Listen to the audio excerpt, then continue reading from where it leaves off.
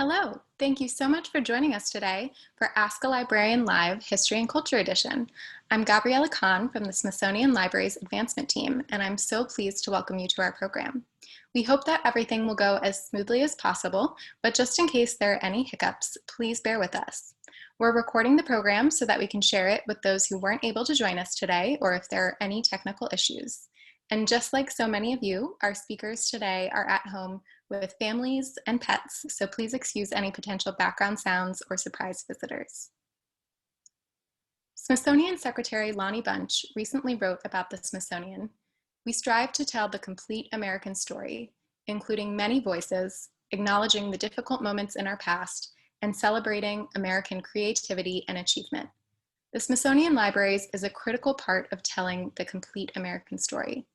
Our collections help elucidate the histories behind the objects that you see on display at our museums, and are sometimes even the objects used to share those stories. Our librarians help guide the storytellers and are also sometimes the storytellers themselves. As you've learned, if you've tuned in to our previous programs, our libraries are not just repositories for books, but are real active participants in education and research at the Smithsonian, across our country, and around the world. The Smithsonian Libraries has 8 branches that focus on different aspects of history and culture. And these include the Anacostia Community Museum Library, the Dibner Library of the History of Science and Technology, which holds our collection of rare books and manuscripts relating to these topics, the National Air and Space Museum Library, the National Museum of African American History and Culture Library, the National Museum of American History Library, the National Postal Museum Library, the Smithsonian Libraries Research Annex, and the Vine Deloria Junior Library of the National Museum of the American Indian. And you'll be hearing more about 3 of these branches in just a moment. So today we want to share with you how some of our librarians support the Smithsonian's role in telling the complete American story, thanks to their skills and expertise, as well as support from our generous donors that allows us to build robust and accessible collections to research and to share these stories. And of course, we will have plenty of time for your questions. So with that, I would like our librarians to introduce themselves. And let's go ahead and start with you, Baasil. Hi, I'm Baasil Wilder. I was born in Washington, D.C. and raised in Laurel, Maryland in Prince George's County. My first library experience was at the Laurel Public Library on 7th Street. I am so glad to be here because I can continue my service to the nation. I love working as a History and Culture Museum librarian. It's a great honor. At the Smithsonian, we're here not for ourselves, but for the public visitors. When I first arrived at the Smithsonian, I worked at the National Museum of the American Indians Cultural Resource Center in Suitland, Maryland. I currently work in Southeast and Northeast Washington, D.C. I work at the Anacostia Community Museum in Southeast and the National Postal Museum, which is across the street from Union Station.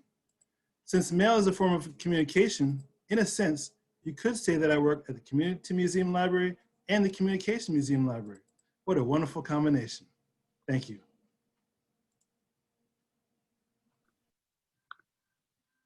Thanks, Baasil. Elayne?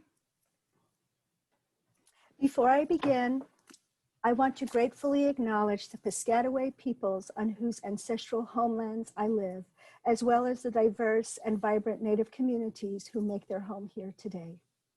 Hello, everyone. I'm Elayne Silversmith, the librarian who manages the Vine Deloria Junior Library for the National Museum of the American Indian. I am Dene, also known as the Navajo. I grew up in Shiprock, New Mexico, which is in the Four Corners area on the Navajo Reservation. I hold a Bachelor of Arts degree in Southwest Studies with an emphasis in History, American Indian Studies, and Spanish. And I have a Master's in Library and Information Management from the School of Library and Information Management at Emporia State, Kansas. I did this degree via distance education, which was the prototype of today's online degree. Only this was in the early 1990s and there was no World Wide Web or the internet as we know and use it today. I've been the librarian at Nmai and the Smithsonian Libraries for over 8 years now. I relocated here from Durango, Colorado, where I was a librarian at the Fort Lewis College for 16 years. The first 6 years, I was an outreach, reference, and instruction librarian, and then I transferred to the newly built Center of Southwest Studies, a regional research center that had an archive, a special library, and a museum collection. While it was there, I honed my skills that led me to my current position. At that time, I was not fully cognizant of what I was doing, but what I did know was I found a cultural and scholarly niche, and I thoroughly enjoyed working with special collections, along with programs and special events. I am grateful and fortunate to cap my library career working at a world-renowned institution with incredible collections, where I increase my knowledge in a wide range of areas every single day. I am pleased to be here to share some exciting things about what I do as a museum librarian. Thank you so much, Elayne. So, Baasil, you are lucky enough to serve as the librarian for 2 branches in 2 very unique museums that many people might not know about. So, I'm very excited to hear more from you today, and I know our audience is as well. So in particular, the Anacostia Community Museum has a fascinating history and a very inspiring mission. They examine, document, and interpret the impact of historical and contemporary social issues on urban communities. And I know that you and the library are an integral part of their work. So can you please tell us some more about the library at the Anacostia Community Museum and your work there? Yes. The Anacostia Community Museum Library is 1,690 square feet and has over 8,000 books. Did you know that Frederick Douglass lived in Anacostia? The museum's name and mission evolved over the years. When it first opened in 1967, the museum was called the Anacostia Neighborhood Museum, and it was located on Nickel Street, across the corner from where the Anacostia Metro station is today. In 1987, we moved to this renovated facility at the top of Morris Road. In 1995, it became the Anacostia Center for African American History and Culture.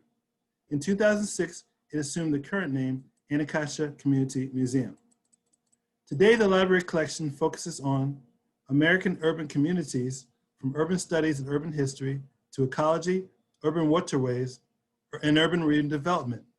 Other items covered by the library include community museology, environmental justice, communities, the concept of community, regional oral histories as part of the museum's community documentation initiative, and the Anacostia watershed. We provide professional research support in these areas. The Anacostia Library Collection has materials about cultural history, community history, and can be used for studying gentrification, urban gardens, and foodways.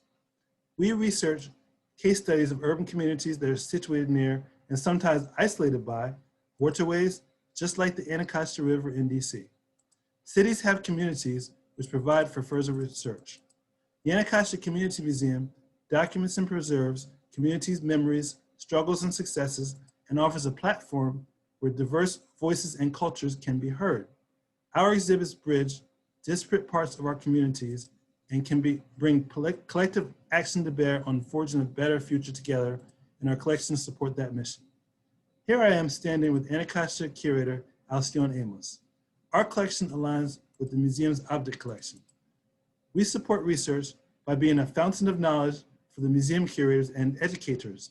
It is our job to promote information literacy and connect visitors to information. We act as intermediaries between the user and the book.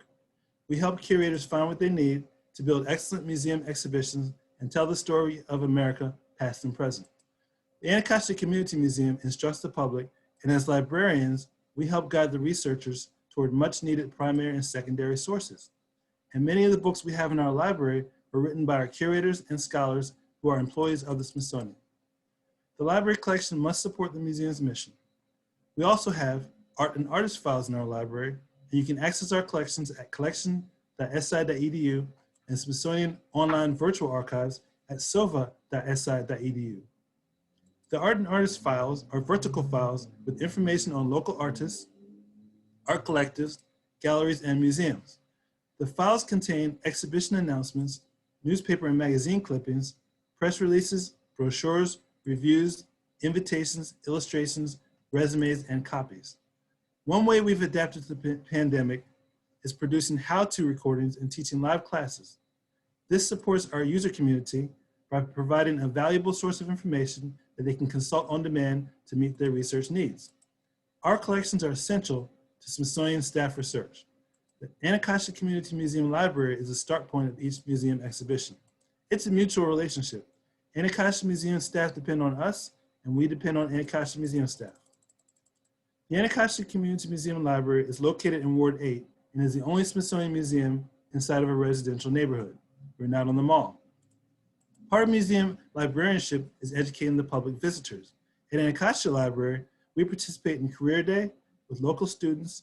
We've hosted college students from American University and students from the Les Aspen Center. I go out into the Anacostia Museum Gallery and visit people, and most visitors are surprised that every Smithsonian museum has a library.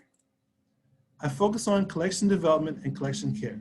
I'm always seeking out scholarship and adding to the library, so the library continues to be a living organism. We mentor Anacostia Museum interns, fellows, and library volunteers, and we interact with museum staff to show them the most current research techniques. Because I try to keep up with the current exhibitions, the Anacostia Community Museum Library collection is dynamic. I try to find a way to fill the gaps in the collections through purchases or donations. These gaps may include missing journal issues. And this is a federal government library, so that adds another aspect to the constant care of the collection. Ongoing projects in the Anacostia Museum Library include, but are not limited to, serials review, shifting the collection, digitizing, fixing unbarcoded serials, purchasing, processing interlibrary loans, reference questions, research appointments, preservation of the collection, conservation of volumes, finding and writing collections articles in our public blog, Smithsonian Libraries Unbound, at blog.library.si.edu. Librarians promote literacy, reliable sources, citations, and we encourage freedom of speech and lifelong learning. Librarians can help you understand copyright law. We cultivate collaboration between staff. We work closely with the Anacostia Museum Education Department to inform the public of their own history and the country's history. We are the heart of the Smithsonian. Thank you. Thank you, Baasil. I love your passion for your work. And if those of you in our audience today haven't heard of the Anacostia Community Museum before, I really encourage you to check it out. You know, they have just fantastic and highly educational programs. So Elayne, you are also incredibly passionate about what you do. So it's always a pleasure to get a chance to hear from you as well. And while you're the librarian for one library, like Baasil, I know that you work across a number of different locations and across multiple disciplines. So can you please tell us some more about that and the Vine Deloria Junior Library and its collections? I sure can. In 1989, with the passage of the National Museum of the American Indian Act, the Smithsonian welcomed the first national museum devoted exclusively to indigenous peoples of the Western Hemisphere. Now let me introduce you to the three sites that make up the NMAI. The main museum is on the National Mall in Washington, D.C., also known as NMAI DC, and you can see it there on the left. Inside, there are several large and small exhibition galleries, spaces for performances, lectures, and symposia, and they host many educational and cultural programs from teacher workshops to festivals like Cherokee Days. It's a beautiful and symbolic place, both inside and out.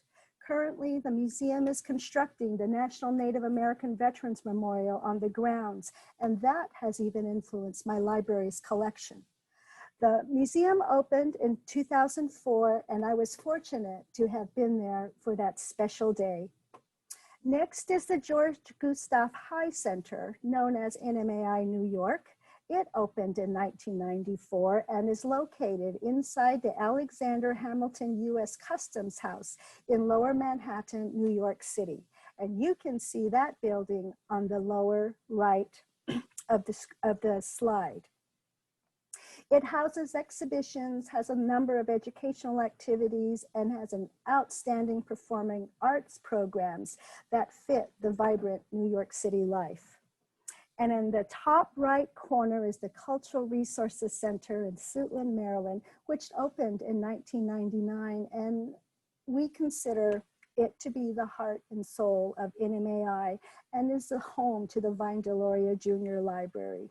Located just 20 minutes outside of DC, the CRC provides state-of-the-art resources and facilities for the proper conservation, protection, handling, cataloging, care of collections, including the library and the archives. It houses various departments: the collections, conservation, curatorial, registration, repatriation, the archives, and the library. And it is also the primary NMAI location where consultations and lots of collaborations occur. The Vine Deloria Junior Library, we have a very special namesake. Dr. Deloria was from the Standing Rock Sioux Nation, and he was one of the most important intellectual and cultural voices in American studies. Often I have described him as the greatest American scholar of the 20th century because he was an incredible thinker, and his published works can be found in many subject areas across the Library of Congress classification system. He validated that indigenous knowledge systems contain vast stores of wisdom and spiritual well-being, and all that led to the creation of American Indian Studies as a discipline. Some of you may recognize his thought-provoking book, Custer Died for Your Sins, an Indian Manifesto, in which he addressed Indian stereotypes and challenged mainstream America to revisit history from an American Indian point of view. Dr. Deloria's father and grandfather were Episcopalian deacons, and he was surrounded by thought, words, and books. He also served in the United States Marine Corps in the 1950s. Dr. Deloria was a founding member of NMAI's first board of directors, and they aptly named this library in his honor. Now let me tell you about the Deloria Library collections. There is my library. The library collections and services support the NMAI's broad mission and vision and scope, which I mentioned before as covering the entire Western Hemisphere from the Arctic Circle to Tierra del Fuego. The Deloria Library shares collection and public spaces with the NMAI archives.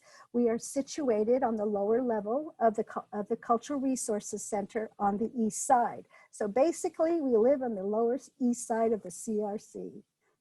But east is very significant because most native homes are built with our doors facing to the east. It is a direction of enlightenment and beginning. So our placement was purposeful. The library collections cover the broad range topics and disciplines related to the histories, cultures, arts, and contemporary issues of Native peoples.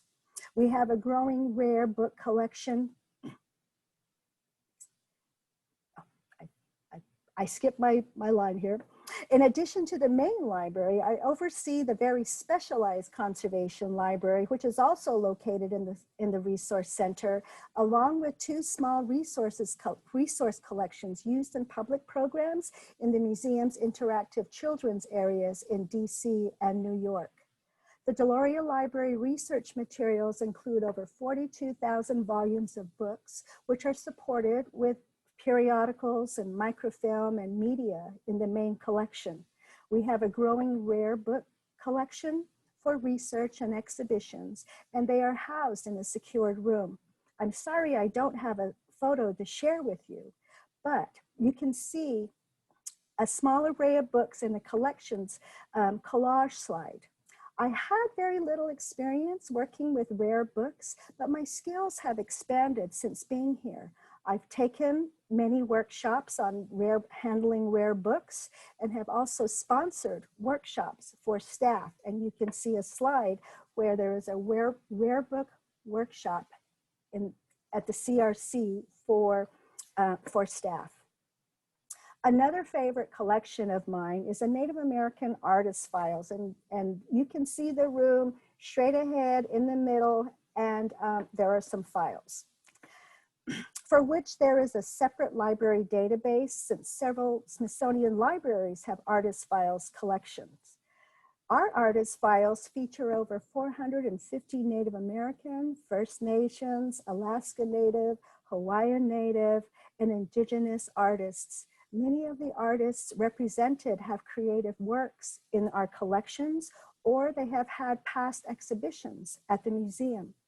Generally, artist files contain a wide variety of materials like biographical information, business cards, resumes, gallery and exhibition announcements. Sometimes they contain slides or memorabilia, correspondence, and of course, a lot of exhibition catalogs. The artist files align with the museum's collecting and research scope on modern and contemporary Native art. Artist files development is continual, and I personally seek materials directly from artists, like when they come to do research or participate in Nmai's Winter Art Market each December. You will see a slide of an artist working hard at her table, and I usually go on the Friday nights for members only, and I collect and I meet many of the artists. And the artist files as a special collection is also shown during our library tours. In this slide, you can see that I am explaining about artist files for our Nmai volunteers. Strengths in our collection are tribal histories, biographies, traditional and modern art, exhibition catalogs, literary works by Native authors, books on Indigenous knowledge and collections care, and a lot more. Because Native studies is interdisciplinary by nature, there is an overlap of coverage with other Smithsonian libraries. Nmai has a highly productive education department that writes curriculum and has programs, and I mentioned the two interactive children's centers in the DC and New York museums.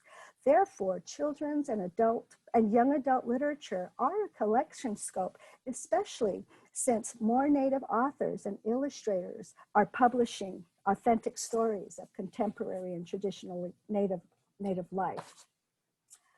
One thing that I have done over in the libraries is I've rebranded TGIF, as Fridays are my collection development and maintenance days, along with Casual Friday. I'm here, you see me working at the circulation desk area, which gives me plenty of space, and I'm visible and accessible for staff. Sometimes security has actually come down to say, Elayne, it's the weekend and it's time to go home. So obviously, this is one of my favorite things about librarianship, working with the collections. Thank you so much. Oh, sorry. So, the scope of what's covered in your library's collections is really just incredible. And I know how dedicated you are to making sure that your collections can serve a very broad spectrum of needs. So, I've said it before and I'll say it again, we rely on that private philanthropy to develop and grow our collections. So we are just very, very grateful to our donors. But while many of us tend to think of those collections and the books themselves when we think about libraries, providing services and doing outreach are also really crucial parts of librarianship. And Elayne, I know that you do this in some special ways. So can you tell us some more about how you support research at Nmai and outside of the museum, and how you engage with tribes and other groups outside of the Smithsonian? Absolutely. Engagement is essential to museum library work, and this is such a rewarding part of my job. The Deloria Library supports Nmai's goal to strengthen and sustain relationships with Native peoples and the broader public. One way I do this is working with other departments such as collections and conservation and repatriation, or other Smithsonian or outside groups. It is important to note that many NMAI staff and Native visitors regard the collections as living entities or ancestors that require a secure and safe home and living space. An important concept we emphasize at the CRC is that it is a living space for our collections, and it is also a second home for our guests who come to visit, to work with, or to pay their respects to their ancestors. So the CRC, we have unofficially dubbed it as the Cultural Relations Center because so much interaction and integration happens. It is really touching to see and experience when that happens. When our visitors come, expertise, skills, and knowledge are shared both ways. The NMAI and the institution willingly provide guidance for tribal cultural institutions on proper collections, handling and care and storage and getting ready for exhibits. And tribal communities also provide us with more accurate cultural and traditional knowledge to the items in our collections. And often we work in conjunction with other Smithsonian programs, such as Natural History's Recovering Voices programs, which is about language and cultural revitalization. Here in this slide, you see a table of books, and maybe you can even see that staple set of papers at the top of the slide. I selected and arranged these books for a group of potters from the Hopi tribe whose lands are in northern Arizona. They are renowned worldwide for their craft, and in this group were descendants of Nampeo, who is a famous Hopi potter who studied old pottery shards and revived ancient Hopi designs. These research visits are scheduled in advance, which allows me time to research, to acquire or borrow research materials so that the visitors can use these materials along with the collections. They leave with a bibliography, which they can use along with some scans or copies of the research materials, because research never ends. And then they also know that I am a resource when they get home. In one slide, you can see I am describing research materials for some Woodlands basket makers. You can see the baskets in the background. Working closely with collections, I am privy to the tribe or their affiliation, the nature of their research, and I can get a list of the collection items they've requested, and I match my research resources to help them. Many times these visits can be days long or maybe up to 2 weeks. So there's plenty of time to converse, to connect and make friends. And at the Cultural Resources Center or the Relations Center, we often host potlucks for our guests, which really makes us a community.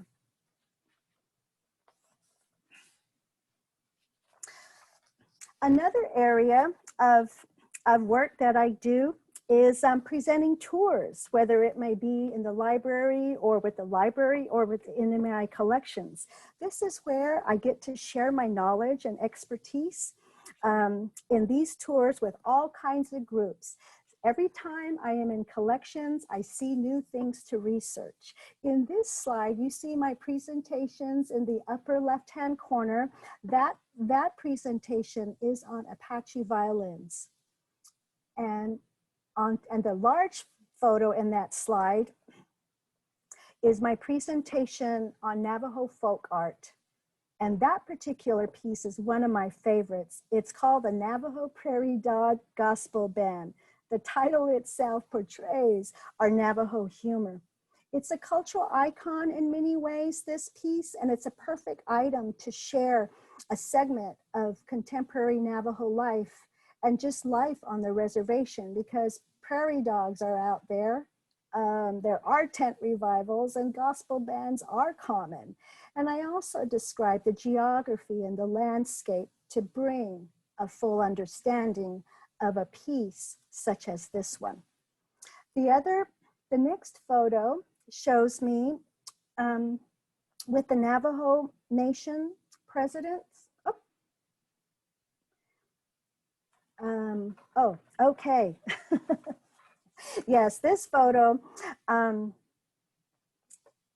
This is the Navajo Nation president. The Nmai has an exhibition called Nation to Nation. It is on treaties made between tribes and the United States government. It also featured the Navajo Treaty of 1868. And my great-great-grandfather, Manuelito, was a headman, and he put his mark on that treaty. His wife, Juanita, my great-great-grandmother, has a textile, one of her weavings that's in the Smithsonian, and it was installed for the exhibition. And I was very fortunate to be a part of that installation. It was one of the most meaningful moments in my life. As I gently moved my fingers over that weaving, when I know her hands touched it and my hands touched the same thing, I never felt so connected to my grandmother and my people. And I'm there pictured with the weaving. And although, we can go to the next slide before I start crying again.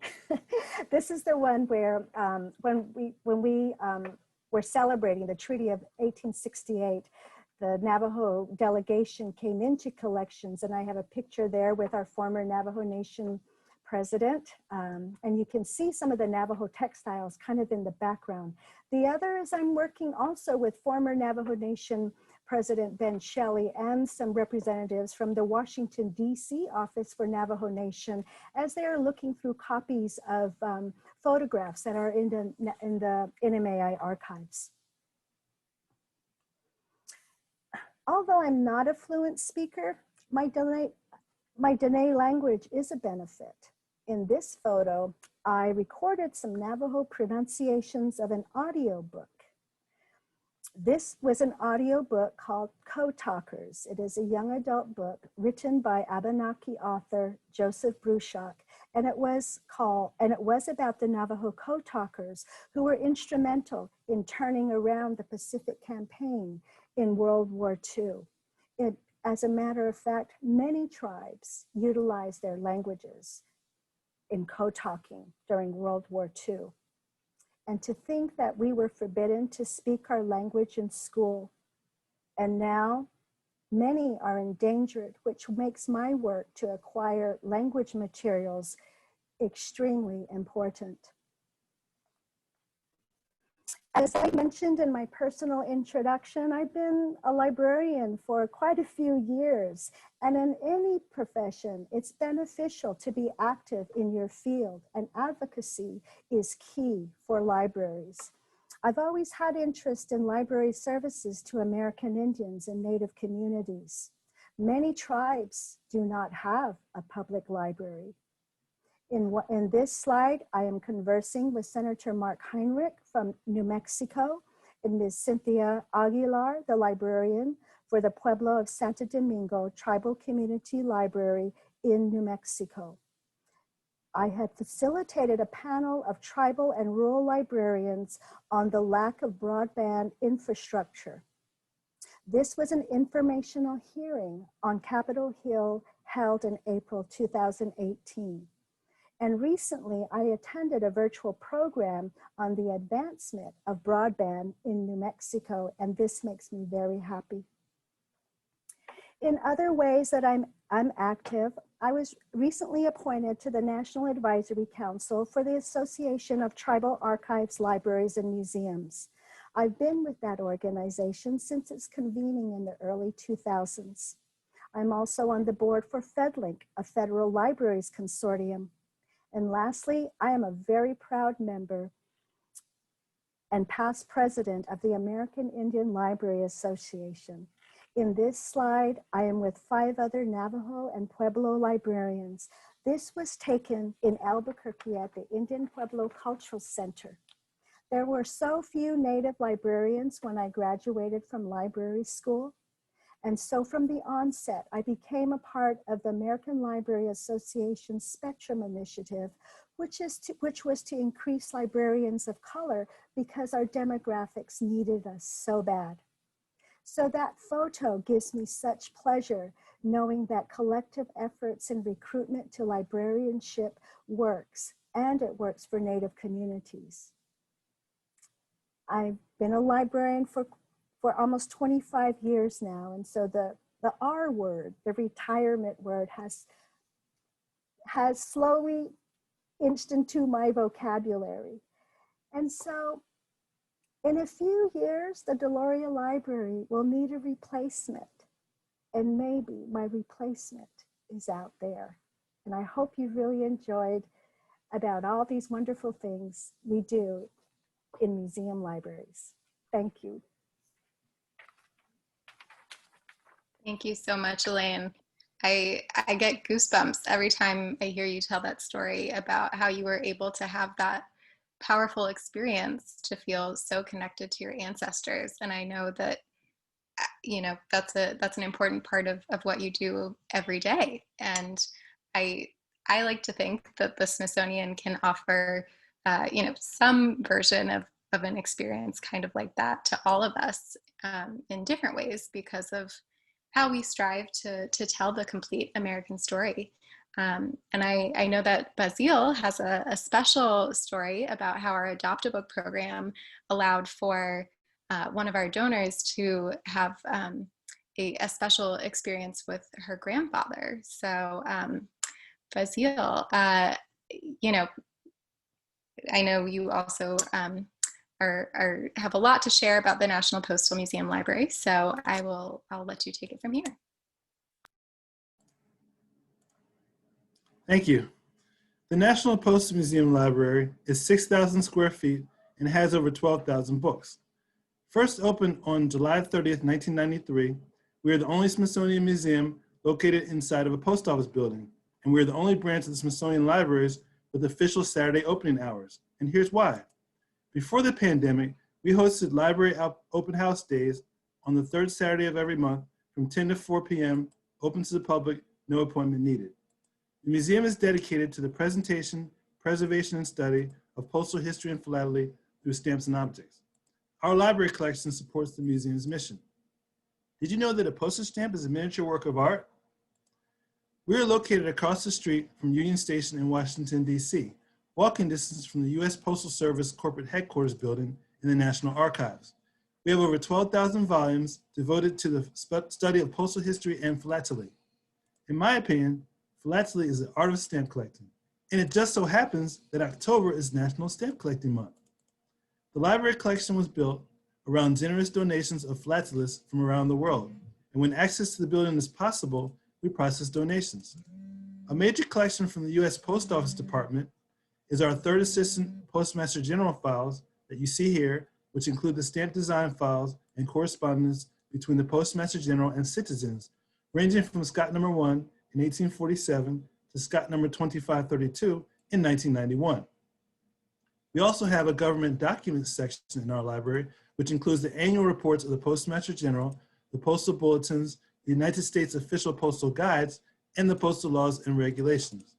We loan and borrow library books from libraries worldwide. Scholars visit us to research the political meanings of stamp designs and the role of the Postal Service in the expansion, increased literacy, and national identity of the United States. They also research the role of the Postal Service in immigration, education by correspondence, and the development of the commercial sphere. They research stamps from all over the world, even in countries that don't have free speech. Last but not least, they research the history of government efforts to control the media. The Postal Museum is important to understanding democracy. Democracy emphasizes equal access to information. Universal mail service makes that dream into a potential reality. Mail has historically been the central way of getting people information. That's the reason it makes such a difference in American life. Mail keeps families connected. Did you know that the Titanic was a mail ship? RMS Titanic stands for Royal Mail Ship, and stamp collecting is often called the king of hobbies and the hobby of kings. Especially during this social distancing time, receiving mail can be both uplifting and encouraging. In terms of research questions, just last month, someone from the Congressional Research Service consulted us about the history of voting by mail. We also recently had journalists email us about past Postmaster Generals and how they feel about current changes at the U.S. Postal Service and why voting registration forms are displayed in post offices. Letters are powerful.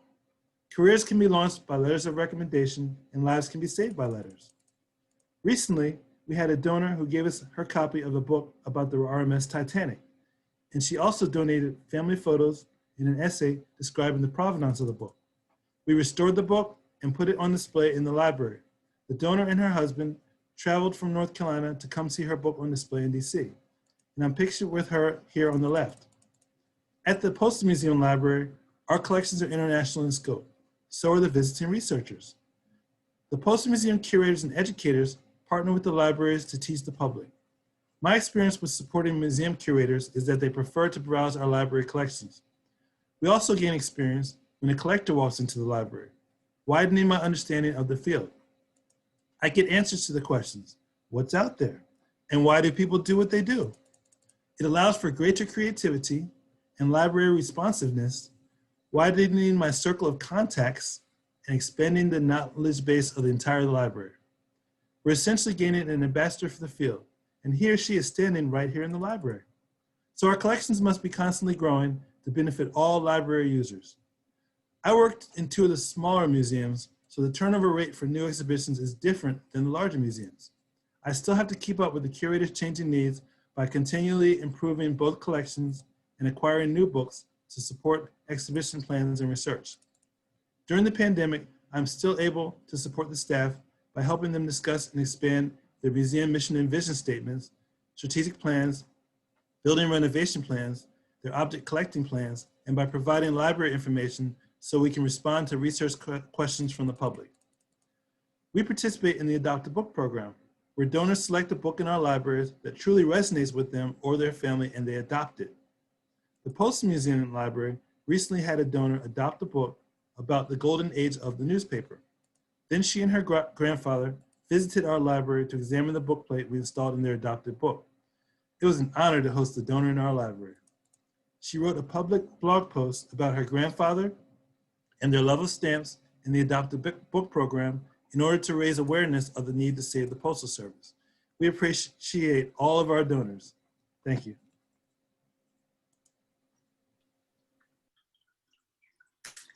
Thank you so much, Baasil. So again, it's with the funds from Adopt a Book that we're able to preserve our books that need, a little TLC, buy new books to build our collections and digitize our books to provide access to them. So thank you again to all of our Adopt a Book donors. And now I want to open it up to our audience questions. So again, if you have any questions for our speakers, please submit them using the Q&A feature.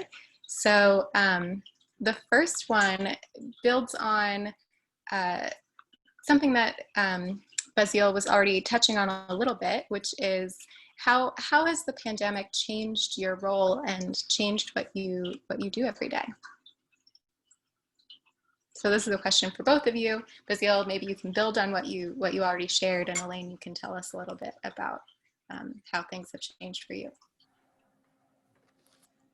Okay, well, before the pandemic, for the Postal Museum Library, I would walk from home to the metro, ride the train to Union Station, and then walk to the museum.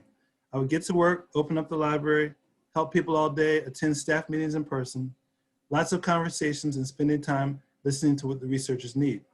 I spend a lot of time in their offices and in their cubicles and in the hallways because some reference questions come from interacting with the staff. So you have to get out there and meet people where they're at.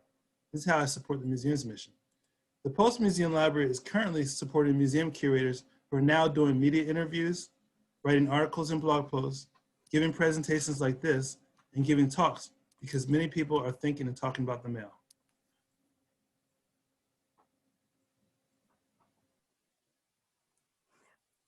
Hi again. Well, oh my gosh. I second everything that Baasil said, interacting with the staff, being there on site, because I'd be at the Cultural Resources Center and I'd also be at the museum that's on the mall. And one thing that's very different and somewhat difficult is answering reference questions. I don't have the resources. Sometimes I can't find enough online resources. And I rely also on my own personal collection. So I'm happy that I'm also a book collector. Yeah, so, and I think a lot of it is just, you know, and the other is getting used to being online all the time. And like, I think mainly it's just the time that it takes to locate resources and to be able to adequately answer reference and research questions. Thank you both. Another question for both of you. What is an aspect of librarianship that you didn't expect or that surprised you?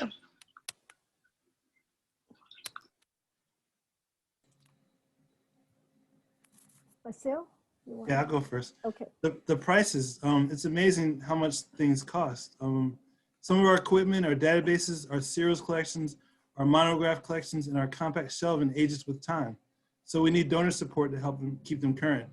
And digitizing our microphone reels costs money, the serials cost money, everything is so expensive. That surprises me. Well,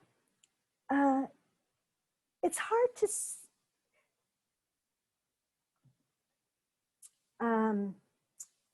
how should I say this? I never aspired to say, oh, when I grow up, I'm going to be a librarian. However, I did find myself really enjoying being in the libraries when I was in elementary, and then also in high school. I worked in the high school library when I was at as an undergrad, I was at Fort Lewis College, and I worked there in the Center of Southwest Library too, as well. So I kind of had a good idea of what librarians do because I was just really observant about them. I think I would agree with Baasil about the prices with different things, but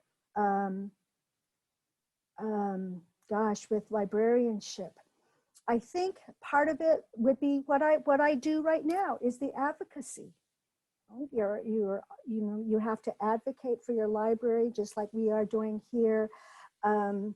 Not only to get financial support to build your collections and to support your services, but also on the national scale. I didn't realize that I was going to be really involved on the national scale as a librarian advocate. Definitely. I hope that would satisfy whoever asked that question. I thought both of you gave great answers. Another question, interesting question. What is the role of a curator versus a librarian?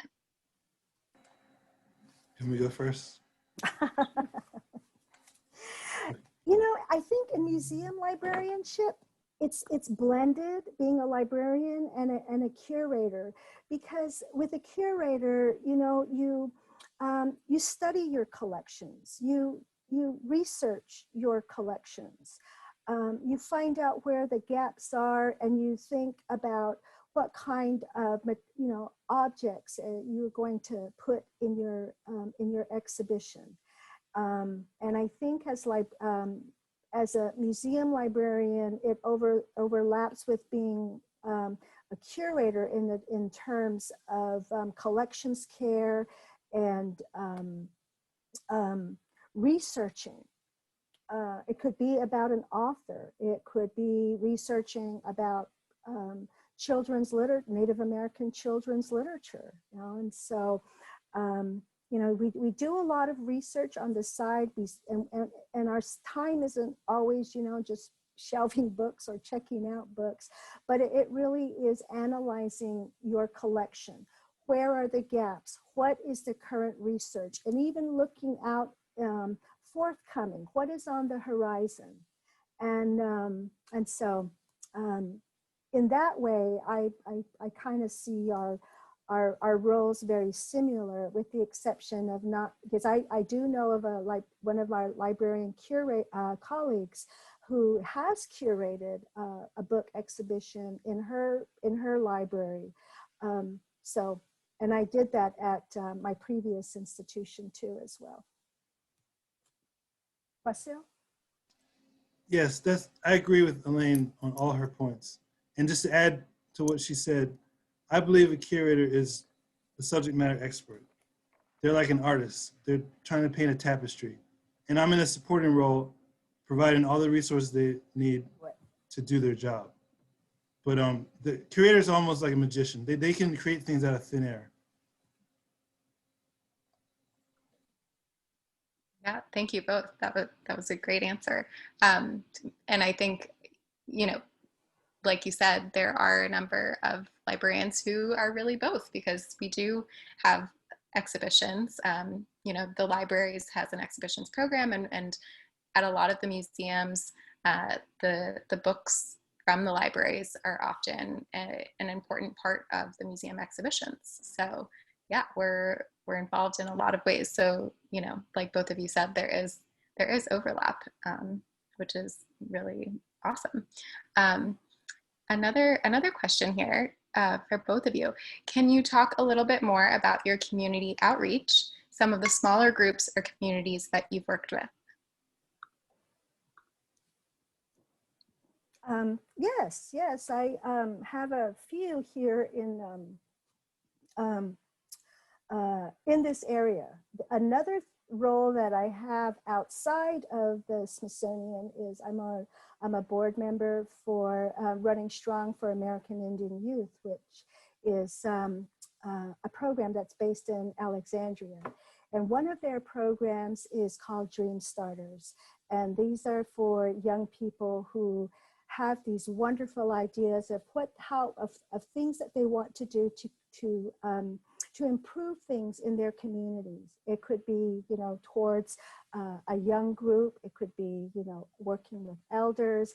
But the Dream Starters often come to Nmai. They come into the collections. We give them tours. They also attend our programs, and I keep in contact with them, and actually, you know, and encourage them to also to think about applying for an internship or volunteering in the museum or their local cultural institution if they happen to have one in their tribe. So that's one group I work with. Baasil? Outside of work, I'm a member of the Anacostia Coordinating Council, and I'm also involved with I'm a member of the American Philatelic Society. Part of the American Philatelic Society is the Young Philatelic Research Fellowship, and that was started by Alex Hyman, and it's an organization that pairs young philatelists with seasoned philatelists so they can learn more about the hobby. They travel around the United States, they go to stamp shows, they have different tracks that they can be on, the curator track, the historian track, and they learn more about philately. So there's a couple of things. I'll also go to the museum conferences. For example, last week at Anacostia, we attended the AASLH conference, State and Local History, American Society for State and Local History conference. We also attended Stampex, NAPEX, and the PEX stands for Philatelic Exhibitions. Those are some of the involvements that I have with the National Postal Museum. Awesome. Yeah, I know you're both involved with so many different groups and different communities, and it's great. So shifting gears a little bit, a question here. Within the American Indian Collection, as well as Anacostia and Postal Museum, are there many artist books or zines?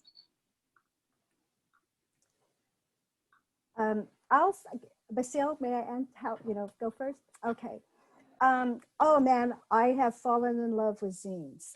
When I've gone to the conferences, like American Library Association conferences, there's this one section of just all kinds of zines. And I've seen it also, there have been more published in First Nations, Canada, and also here in the United States. So a lot of them are also with young adults. So I'm looking, I look for those to add to our collection. Artist books, oh my gosh, I wish there would be more Native artists to create more artist books. I've seen some really fantastic and interesting artist books, both that, that we have in the Smithsonian Libraries, but also at the Library of Congress. I have two artist books actually. One artist book in the Deloria Library collection. It is from the Institute of American Indian Arts. And then the other artist book, it's a tiny one, it's the tiniest book, and I wish I had a picture of it. It's the tiniest little book by Fritz Scholder, and those are both in Deloria Library. But I would really like to see some creations of more artist books by Native artists. Okay, at the Anacostia Library, we have several local artists highlighted in our Art and Artist files, and I'll name a few. One artist is Camille Keju, Howard University alumni, art major, and she was the Anacostia Museum director for 10 years. She has a book in our library co-written with her daughter, Aisha Keju. Another artist we have in our files is Sam Gillian, 86 years old. He lives in DC and he's a sculptor. Ira Blount, he passed this year, lived in DC. David Driscoll, he also passed this year, graduated from and taught at Howard University and lived in DC. Alma Thomas, Howard University alumni, and James Porter, graduated and taught at Howard University. So that's just a sample of what we have. Come see them in our library. I think you'll enjoy them. That's awesome. And one last question for both of you, which is, what is your favorite item in the library collections? Oh, I wanted to show this. I don't know if you can see it. This is a zine when Raven became Spider. I don't know if you can see that, but yes, see, I fall in love with them. Now, what was the question again? The question was, what's your favorite item in the library's collections? Ah, gosh. I can't say I have a favorite. I have so many.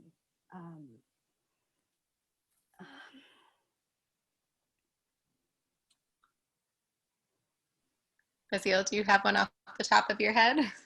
Yes, I have several favorites, two libraries, so it's going to be a long list, but for Anacostia Library, that would be The Village That Shaped Us by Diane Dale.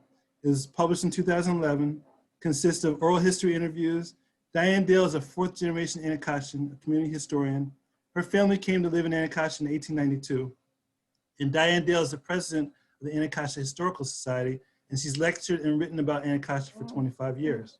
Another favorite at Anacostia is East of the River, Continuity and Change by Dr. Gail Lowe. This was published in 2010. Dr. Lowe is a Harvard and Yale graduate, and on top of that, she has an MLS degree, Library Science.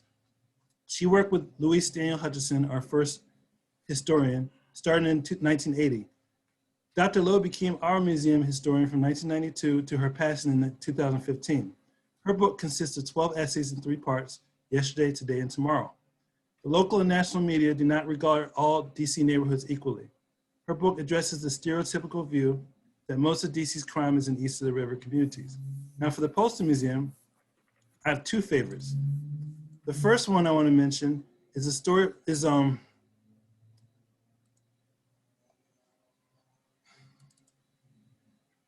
Fire and Ice, Hindenburg and Titanic, published in 2012 by Senior Curator Dan Piazza and Senior Curator Emerita, Dr. Cheryl Gans. This is an exhibition catalog about 2 marvels of transportation, the Titanic and the Hindenburg. Both serve demands for rapid worldwide communication and transportation. Both operated as the world's largest mobile post offices. Each in its day promised the fastest worldwide mail service. Each met a tragic end. The Titanic was the world's largest floating post office of its day, and the Hindenburg was the world's largest flying post office.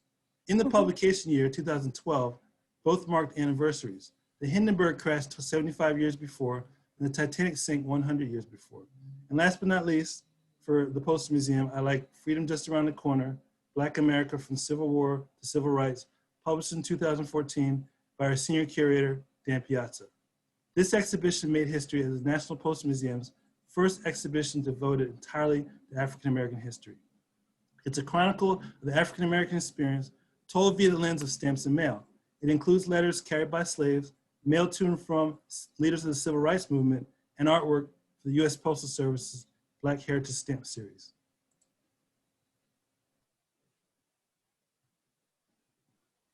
Awesome.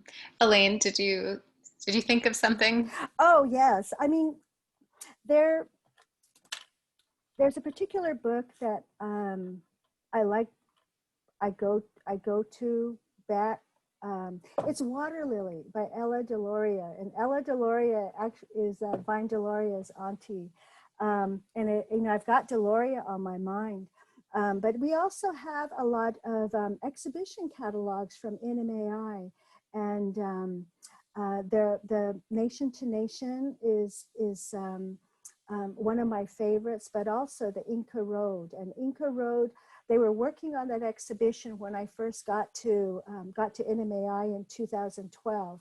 And so right then and there, I was, I delved into helping with research. And so the Inca Road book is, it's a large, it's a pretty tall book. And it's got so many beautiful photos. I learned so much about the Inca Road and the contributions that the civilization made to world history. So that's also one of my, my favorite books since I've been there at the library. But there's just so many, and the artist book by IAIA, the Institute of American Indian Arts, that is also a favorite because I do bring it out quite a bit and I show other artists because I was like, we need to have more books like this published so we could, collect them and have them in our, in our collections. Mm. Yeah, that's great. Well, sadly, our time is up. In fact, we have gone a little bit over our time. And we do, I think, have a few questions we couldn't get to. So we will try to follow up with those of you whose questions we couldn't answer during this program. But before we go, I want to, again, express our gratitude to to all of you who tuned in today, all of our supporters. And, we can't do what we do without you. We depend on your annual contributions to your favorite branches or through our Adopt a Book program to be able to provide exactly what researchers and educators need and to grow our, really wonderful and important collections. So we hope you might consider making a donation today or in the coming weeks to support one of our history and culture libraries and to allow them to continue to help the Smithsonian tell the complete American story. So if you have any further questions or comments or feedback, please don't hesitate to reach out. And you can reach our whole advancement team at silrsvp@si.edu. And you can also share your thoughts by filling out our short survey after this session ends. And if you're not already subscribed to our email list, please sign up on our website at library.si.edu about halfway down on the homepage. And that's really the best way to stay informed about what we're up to and other special opportunities like this. So thank you again so much for joining us today. And we hope you stay safe and healthy. Good night.